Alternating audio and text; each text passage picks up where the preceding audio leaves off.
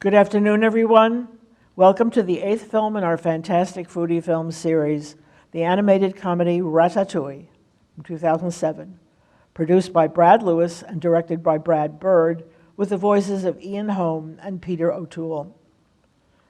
The film's musical score was provided by Michael Giacchino, and the screenplay was developed from an original idea by Jan Pinkava and is credited to Pinkava, Bird, and Jim Capobianco.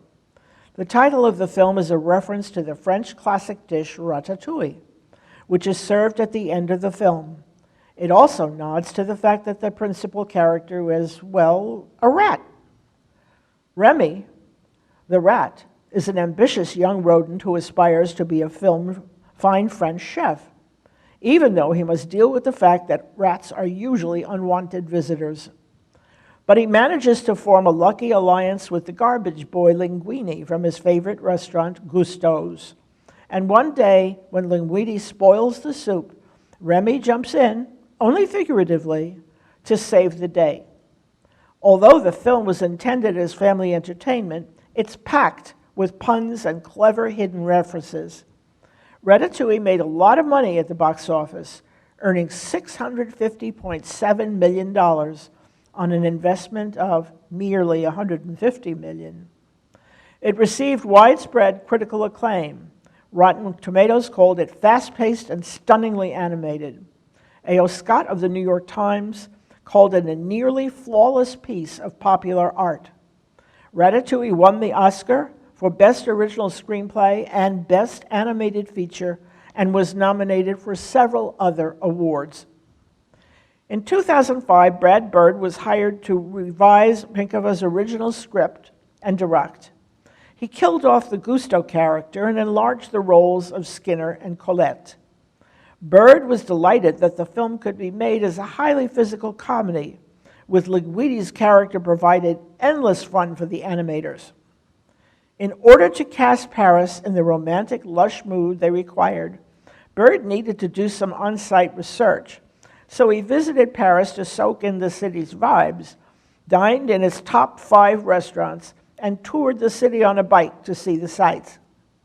The great American chef Thomas Keller invited the film's producer to intern in the kitchen of his restaurant, the French Laundry, so that he could get a feel for the workings of a busy commercial kitchen.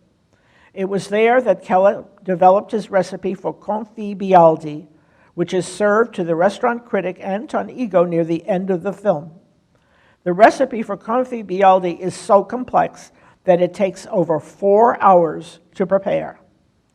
In the scene where Linguini gets wet after he jumps into the Seine to fetch Remy, a Pixar employee jumped into the company's pool wearing a full chef's uniform and apron to see which parts of the suit clung to his body and which parts became translucent due to water absorption. Another challenge for the filmmakers was to create computer-generated images of the food which would look delicious. Several chefs were consulted. A special lighting technique was developed for use on fruits and vegetables, while new programs were developed to give an organic texture and movement to the food. Some of the animators were sent to San Francisco cooking schools to learn about restaurant operations.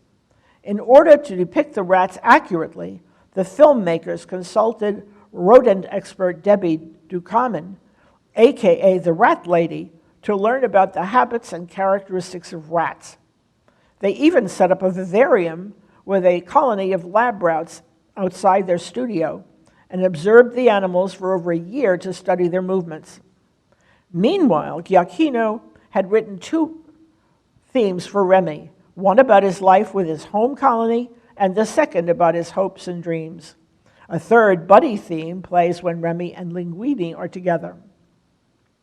Remy's main theme, Le Festin, which is about his hopes to be a chef, is sung by the French recording artist Camilo. Disney Pixar were concerned about the public being unable to spell Ratatouille, so they printed all the promotional materials and posters with a phonetic spelling of the title. Plot summary. Remy is an ambitious young rat who dreams of becoming a chef in the kitchen of his favorite Paris restaurant, Gusteau's. When he's accidentally separated from his family and their colony in a flood, which drives him through the sewers of the city, he's deposited right under the restaurant. He befriends the restaurant's garbage boy, Alfredo Linguini, and one day, when Linguini screws up the soup, Remy sees an opening to show off his talents. He doctors up the soup to the delight of the restaurant's staff and customers, and a secret collaboration between them is born.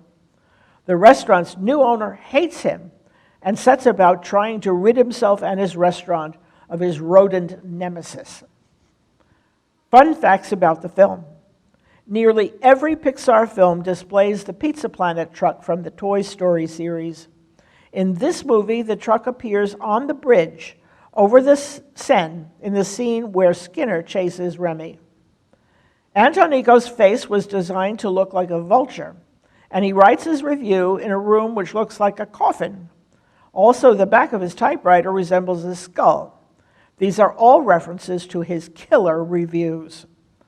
Auguste Gusteau's name has special meaning. Auguste refers to an august personage, and Gusteau to gustation. The wine ordered by Antonico is a real wine, Chateau Cheval Blanc 1947. It's a Grand Cru Bordeaux from the Saint-Emilion region. In 2012, a bottle of this wine would have set you back over $2,000. John Ratzenberger, who voices Mustafa the waiter, appears in every Pixar movie. When Linguini is about to put Remy down the front of his pants, we see the Incredibles logo on the top of his boxer shorts. You may see the numbers A113. Notably, on a little tag clipped to the ear of the rat named Gite. This is the number of the classroom at the California Institute of the Arts, where any of the animators, including Brad Bird, began their careers. They include this number in every Pixar flick. Antonico refers to Chef Boyardee in his review. The real Chef Boyardee was famous for selling a line of canned Italian-American products. In an early scene, an eccentric red-haired woman aims a shotgun at Remy and his brother Emile. This is a reference to a scene in The Rescuers made in 1977.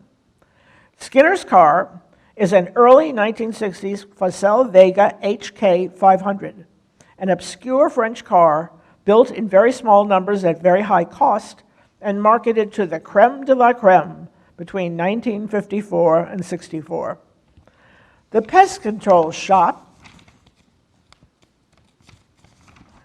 with the rats in its window is a real shop. Its name is Orange, and it's been in business since 1872. Remy's father, Django, was named in honor of Django Reinhardt, the great Belgian Romany jazz guitarist, lived from 1910 to 53. Colette rides a calamari motorcycle. This is a reference to a fried seafood dish made with squid. In motorcycle jargon, a squid is a macho male rider who shows off on the public highway. Colonel Remy was the nom de guerre of Gilbert Renaud, a hero of the French resistance during World War II.